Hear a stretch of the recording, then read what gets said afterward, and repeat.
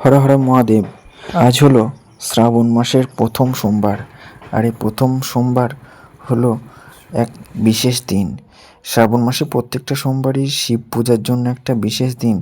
এই দিনে ভক্তরা শিবের মাথায় জল ঢালে, বেলপাতা, ফুল সমস্ত দিয়ে ভক্তরা শিবকে পূজা করেন, কারণ এই মহাদেবী হলো সমস্ত দেবতাদের দেবতা।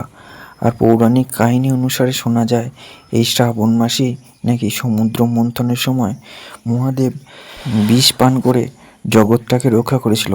এছাড়াও শোনা যায় শিব এবং পার্বতীর মিলন নাকি এই শ্রাবণ মাসেই হয়েছিল। তাই শ্রাবণ মাসটাকে বিশেষ মাস হিসেবে, শিবের মাস হিসেবে সমস্ত পালন করা হয়।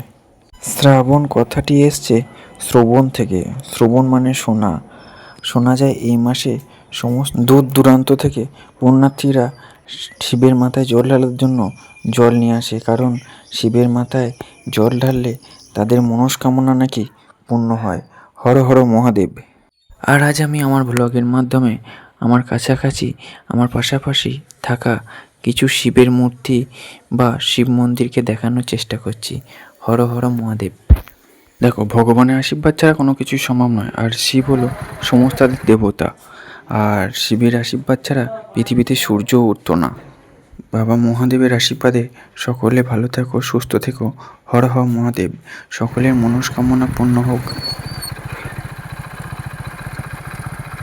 আজকে অতিরিক্ত গরম, বাপরে রোদের জোর। আজকের ব্লগটা এই পর্যন্ত। দেখা হবে আবার আগামী ব্লগে। টাটা।